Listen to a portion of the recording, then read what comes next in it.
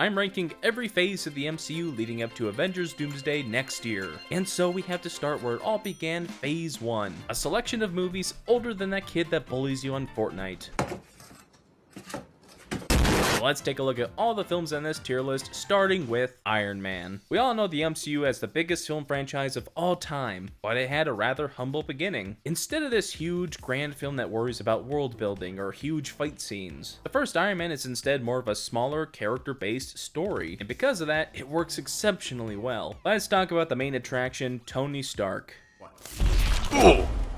This film presents one of the best character arcs of the entire MCU with Tony. Early on, we see what kind of a man he is. He's a carefree billionaire playboy who sells the most advanced weapons on Earth without any care of whom they might hurt. And Tony's time in the cave serves as the perfect motivation for his character change. He sees firsthand how devastating his weapons are when he gets blown up by one. He sees how they wind up in the wrong hands as his captors have them, and he sees the damage that they do when Jensen and possibly his family were both killed by Stark's weapons. Tony's close shave with death, alongside his ability to connect with Jensen, completely changes his perspective on his life. He was wasting it, and doing things that would not only ruin his legacy, but his father's legacy as well. And so he spends the rest of the movie changing, no longer dealing arms, being kinder to those around him, and obviously using his technology for good and becoming Iron Man. It's a really great character arc of an incredibly flawed individual becoming something better, something to look up to. And it goes without saying, but Robert Downey Jr. is sensational in this role.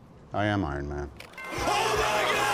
He was born to play Tony Stark. His mannerisms, his line delivery, everything about his performance in this film and every other future appearance has become iconic at this point. Iron Man is also iconic for blowing up this tank. And if you want to do something similar, you can thanks to the sponsor for today's video, War Thunder, the most comprehensive vehicle combat game ever made. In War Thunder, you can control over 2,500 tanks, planes, helicopters, and boats from 10 different nations and from many different time periods. From the 1920s to today, War Thunder is free to play on PC, console, and mobile devices, so you can experience the game's detailed vehicles, realistic graphics, and authentic sounds wherever you are. One of my personal favorite parts of War Thunder is the customization. Every vehicle has in-depth customization options that allow you to make each plane, tank, and chopper as unique as you'd like. I mean, look at this jet. It's snazzy. Join a worldwide community of over 95 million players in epic PvP battles today, and delve into the breathtaking experience that is War Thunder. You can play War Thunder for completely free on PC, PlayStation, Xbox, or mobile devices, and if you use my exclusive links in the description or in the pinned comment, both new players as well as those who haven't played in 6 months can earn this bonus across PC and consoles with unique vehicles, 100,000 Silver Lions, and the Eagle of Valor decoration. Thank you so much again to War Thunder for sponsoring this video. Now let's get back to the ranking. Tony Stark is the best part of this first Iron Man, but he's not the only good part. Let's talk about the main villain, Obadiah Stane. Tony Stark was able to build this in a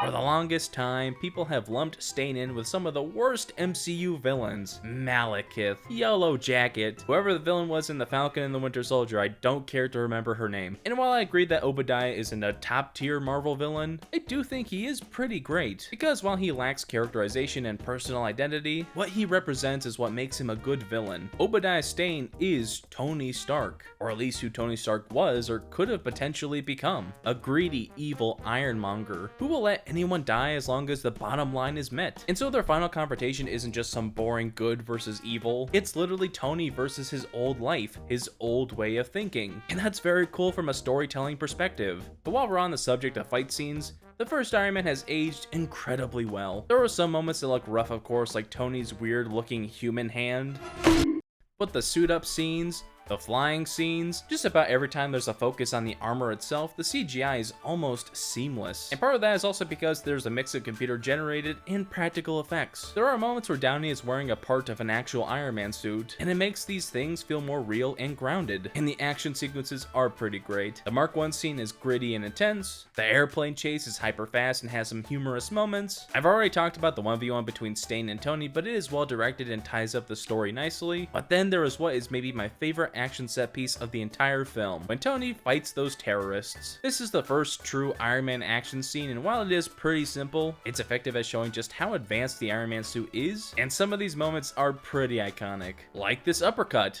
or ripping this guy through the wall, or Tony blowing up that tank.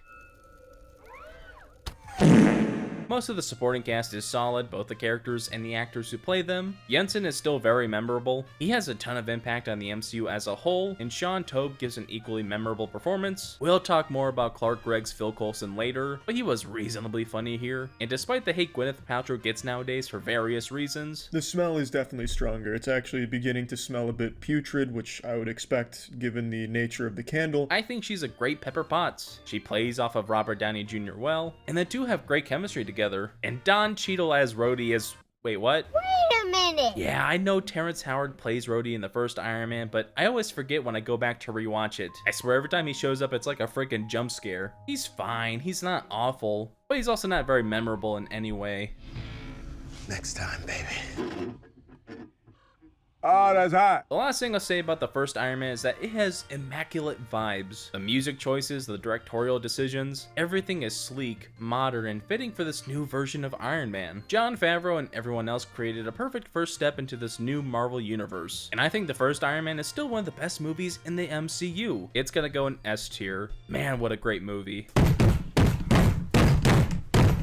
Just a heads up, The Incredible Hulk is a Universal Pictures owned film, and because of that, I have to put up this filter to get around copyright. I know it sucks, but the game's the game. The Incredible Hulk. This is a movie people have dunked on for years, and while it's for sure not perfect, we'll talk about those issues later, it's not all bad. In fact, I think one of the things it gets really right is the action. The Hulk's downfall needs to be studied, because he went from this powerful beast of a monster to the guy who hands out tacos. Like, come on. But seriously, in this first film, the Hulk's fight scenes are all impressive. They feature stellar CGI effects, and are all well directed. The factory fight is intense and features some horror elements. The university fight has some iconic shots and absolutely brutal moments. And the final battle between Hulk and Abomination is the Rock'em Sock'em Robots main event we all want out of a Hulk story. It's brutal, it's visually outstanding, and dare I say, it's incredible. Hulk smash! Well, let's talk about the leading man for a second. Edward Norton's Bruce Banner. Yeah, I don't think he's very good in this role. I'm not sure if it's Norton's performance, or just the version of the character the filmmakers are going for, but this doesn't read Bruce Banner to me at all. He's far too personable, far too charismatic, and it doesn't feel like the more dramatic side of the character is here at all. Bruce Banner is supposed to be more closed off, more reclusive, because he's constantly carrying the weight of his past trauma. And we'll talk about this more in the Avengers ranking, but I still think Eric Bana is the only actor to get that aspect of the character correct. But still, for what this version of the character is, Edward Norton wasn't awful. He sold the more physical side of the performance well enough. But the supporting cast is much better. Liv Tyler is perfectly fine as Betty Ross. The character is a very typical superhero movie love interest, so there's not a whole lot for the actress to work with, but she has enough chemistry with Edward Norton, and it's also pretty cool how she came back for Captain America Brand New Day. William Hurt as General Thunderbolt Ross is generational casting. He is phenomenal in this role here and every other future appearance. He perfectly captures the hatred, the fear, and the protectiveness the character is supposed to have. And I like his little character arc of coming to see the Hulk as a necessary evil, even if he does go back to his anti-superhero shenanigans in future movies. But the star of the show for me is Tim Roth as Emil Blonsky. He is a perfectly sinister villain. Emil started out as a normal, dedicated soldier, who slowly becomes more corrupted by power. He becomes addicted to it, trying to rival the Hulk until he becomes this abomination. And people have laughed at this abomination design so much, to the point where Marvel actually changed it in the Shang-Chi movie. But I don't know, this could be the nostalgia talking, but I do kinda like this design. It's different from the comics for sure, but he looks appropriately grotesque and like an abomination. And Tim Roth really sells every shade of Blonsky well, both his evil side and his desperation. And whenever he was on screen, I was hooked. He absolutely killed it. The Incredible Hulk also features some smaller roles, like Tim Blake Nelson as Samuel Stearns. He was fine here, but he was much better in Brave New World as the leader. Robert Downey Jr.'s Tony Stark makes an appearance, really fleshing out this universe. Roger Harrington also appears for a brief scene. He would go on to become Peter Parker's high school teacher, so that's pretty neat. And of course, Stan Lee cameo. No, they just killed him. Oh god. But the worst part of The Incredible Hulk is the story and the pacing. Yeah, this is just an incredibly dull film, because the story is a very typical Hulk plot and it doesn't offer much else. All the moments outside of the action sequences feel like they're just going through the motions. The writing is not strong enough to fully sustain these scenes, so they wind up boring. But still, for all its faults, The Incredible Hulk still has some great moments. So because of that, The Incredible Hulk is gonna have to go in C tier. Right, make it us. Okay. Mr. Musk, how are you? Congratulations. Iron Man 2. I have to be honest, this is a big mess of a movie in nearly every way. It injects so many different story elements like Whiplash wanting revenge, Justin Hammer trying to prove himself better than Tony, Tony's illness coupled with him worrying about the Stark legacy, and the inclusion of Black Widow and S.H.I.E.L.D. It shoves the movie with way too much, and almost none of these things fit together properly. So let's break it down piece by piece, starting with the two main villains, Ivan Vanko and Justin Hammer. Yeah, these guys suck. Ivan Vanko wants revenge on Tony because their dads didn't play nice together, and the Starks are credited with the creation of arc reactor technology and not the Vankos. It's a fine character motivation, but it's nothing stellar, and if Whiplash himself had better characterization, this could have worked better, but he doesn't. He's as flat and as boring as can be. His whole thing is bird. He likes bird. I want my bird. You want a bird? I want my bird. I want my bird.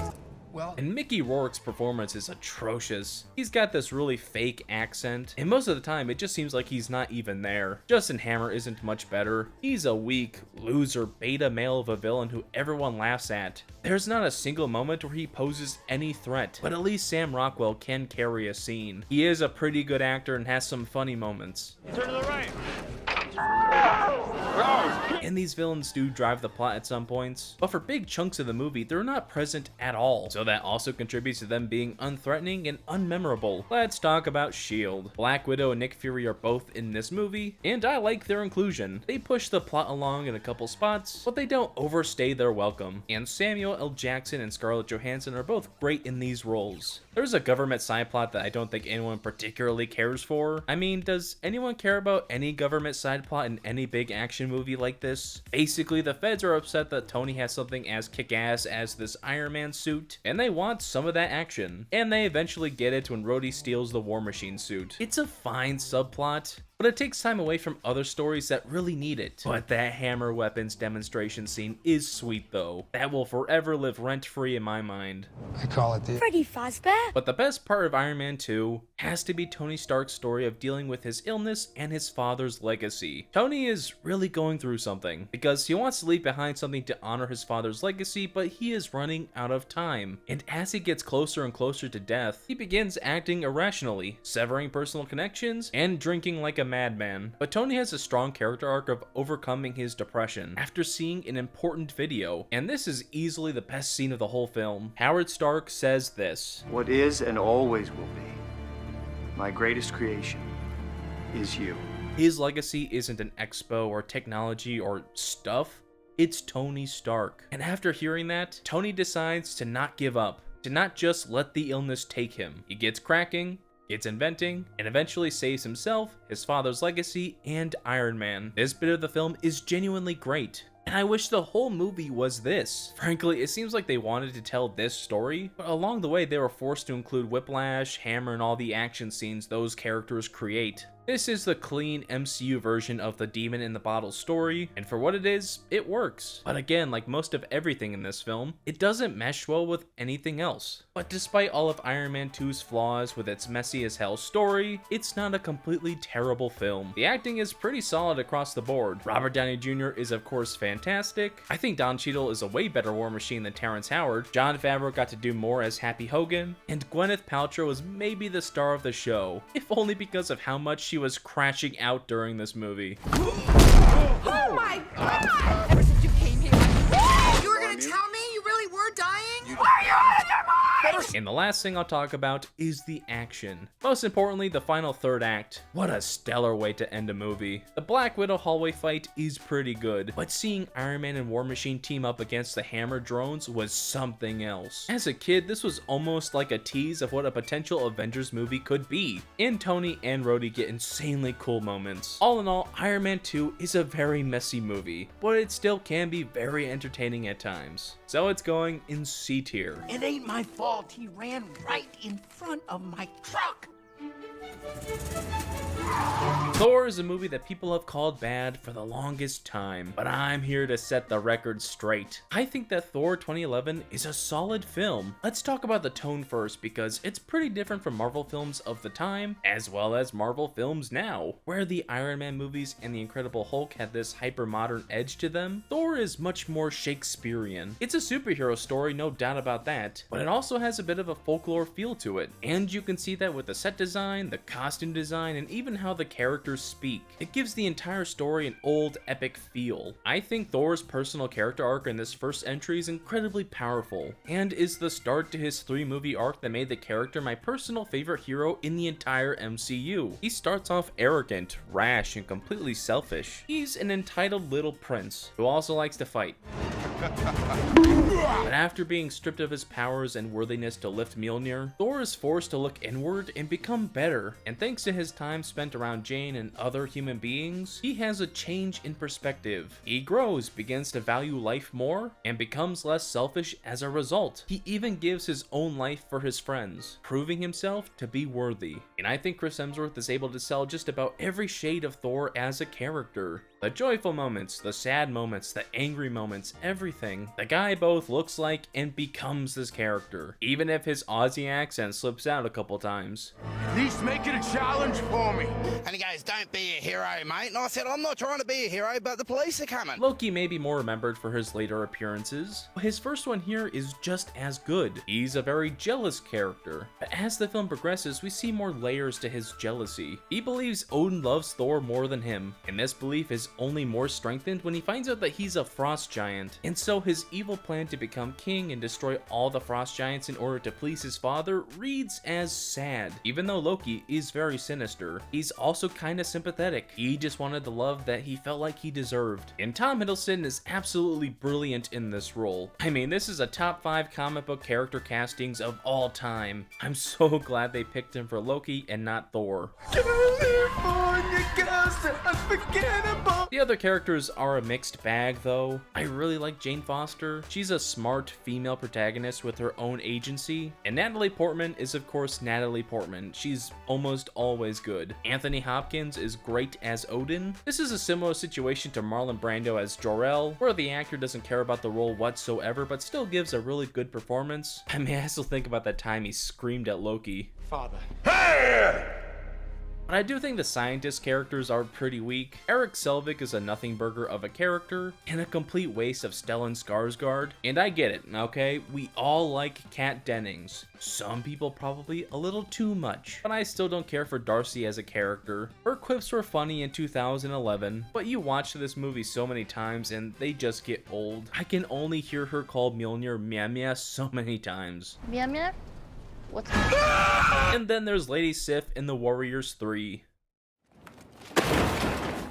But enough of story and characters, let's talk about the filmmaking. Thor was directed by Kenneth Branagh, and for the most part, this is a competently shot film. It doesn't look too bad, nor too stylish. However, there is an absurd amount of angle shots. Like seriously, there's at least one every few seconds. Every clip you're seeing on screen right now is an angle shot, and it's so strange. Angle shots can be used for a variety of different reasons, but in this movie, they're used for seemingly no reason at all. Like, that's not a filmmaking style. Your tripod's just broken. The action sequences are kind of bad in this movie, a lot worse than I remembered. There's a bunch of quick cuts, some shaky cam, and a lot of special effects that don't hold up as well as other films in this phase. And like, I barely even remember the final fight between Thor and Loki. It's just mid. Overall, Thor 2011 isn't the best movie ever made. It certainly has plenty of issues, but the character work is strong, the story works, and the performances are really good. And with more recent Thor movies, I'm more than glad to rewatch this one and enjoy when Thor was a more serious character. So Thor is going in B tier. Now next up is Captain America: The First Avenger. I already talked about this film in my Captain America ranking from February, but honestly my opinions on that film have not changed in the past few months. So I'm just going to replay that section of the video here. And if you've already seen it, feel free to use the timestamps below to skip to the Avengers ranking.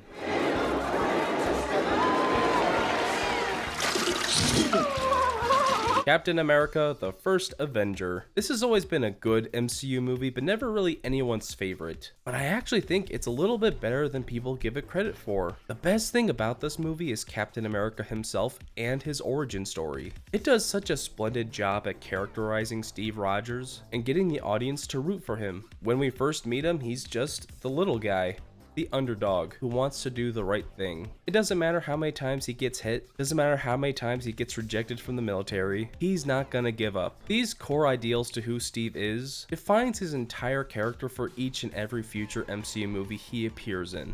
I can do this all day. And once Steve takes the serum and becomes all big and buff and oily, he's still a compelling character because he still fights to do the right thing. It's just now he's literally fighting. And Chris Evans is freaking fantastic as Steve Rogers. He's able to bring a lot of intensity and heroism to the more actiony, dramatic moments, like in that whole final sequence. But he also excels as this likable, earnest, good-natured man. And while this role isn't as inherently funny as Iron Man or Deadpool, Evans still has some good, memorable, funny moments. So are you two? Do you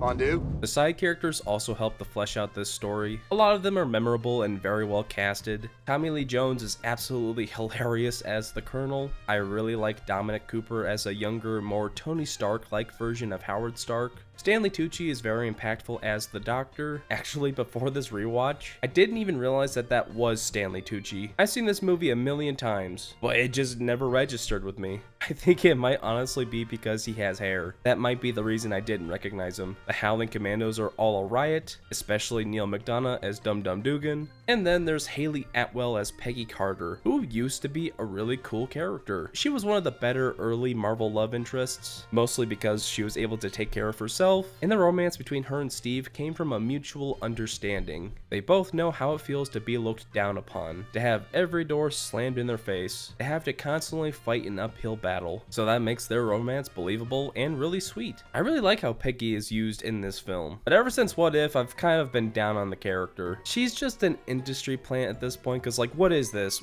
What am I looking at? No one likes this character enough for any of this to be necessary.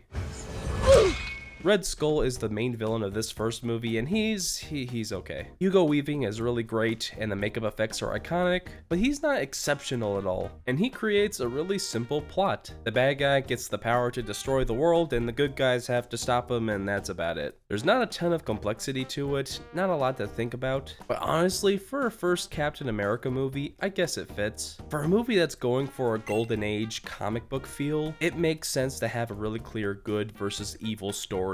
The First Avenger was directed by Joe Johnston, and I think he did a pretty solid job. Visually, the movie sets you in the fictional 1940s, with all the super soldiers, the Hydra goons, and the Human Torch cameos. The fight scenes were all fairly well executed. None of them have crazy choreography or anything, but there are some memorable moments here and there, although there is some bad green screen at times.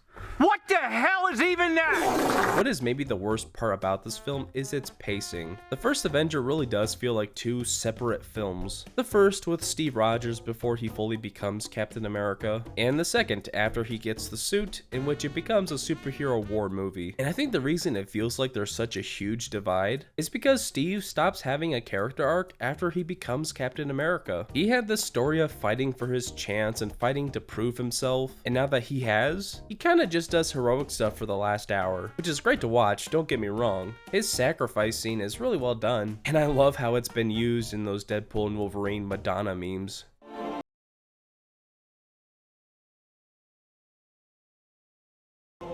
But without a character arc, it can make the second half of the first Avenger feel a little less impactful. The very last thing I want to say about the first Avenger is that this is easily the coolest Captain America has ever been. I mean, look at this suit. This is where Captain America design peaked. He was straight up aura farming. This version of Captain America was so influential to me as a kid that the moment I left the theater in 2011, my family went and visited my cousins. So I kicked open the door to their room. I hurled a toy foam shield as hard as I could, and it hit my cousin straight in the face.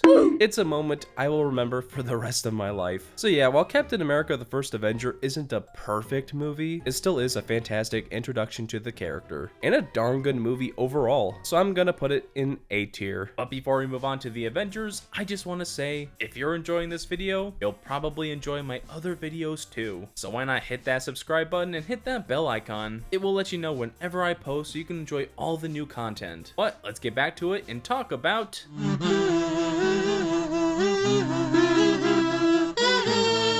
The Avengers. You know, we've had 4 of these movies now, but I think we take it for granted how crazy of an idea the first one was. Multiple different characters from their own specific films coming together for a team-up movie. It's something most people didn't think would actually work, but it does. It works really well, actually. Start digging in your butt, twin. What? Well, let's talk about the characters who make up the Avengers, because not all of them are treated equally. The main trio are all important and have solid stories. Tony has to learn to get along with others and work with a team and not as a solo hero. This causes a bit of conflict, of course, and it's pretty funny how he was just rage baiting everyone the whole time. Doth mother know you weareth her drapes? But his character arc comes to a close when he proved to everyone and the audience that he truly is a hero. Him taking that nuke into space and nearly giving his life for the world is the perfect way to wrap up his character arc in this film. Captain America has to adapt to this new world and find his place within it, and of course he has plenty of heroic moments as well, and Thor has to protect Earth from his brother, and there's a ton of conflict here. He still thinks he can save Loki, but he has to come to the realization that his brother may be beyond help. Black Widow has a small story of finding redemption for all the bad things she's done in her past. And then there's Hawkeye. Yeah, Hawkeye kinda gets the shaft. I get they tried to adapt Clint's origins in the comics, where he started out as a villain and then became an Avenger, but in doing so they removed all the character's personality from most of the film, and so he wound up being just that arrow guy from the Avengers for a bunch of years. How many arrows did you bring? All of them, like 11. Nick Fury is still pretty cool. This was the time in Marvel where he was still a great character, not the joke that he is now. He's well characterized as someone who desperately wants to save the world and will do just about anything to achieve that goal. And once again, Sam Jackson is absolutely fantastic. But the real MVP of this movie is, of course, Agent Phil Coulson. Coulson was a cool way to connect these movies together. He was in the Iron Mans, he was in Thor, and now he's here in Avengers to see the group all assembled. The filmmakers gave him personal connections with most of the characters, so that when Loki kills him, they all feel it. His death being the thing that brings them all together and motivates them to assemble makes sense. And man, even now, many years later, his death scene still kinda makes me sad.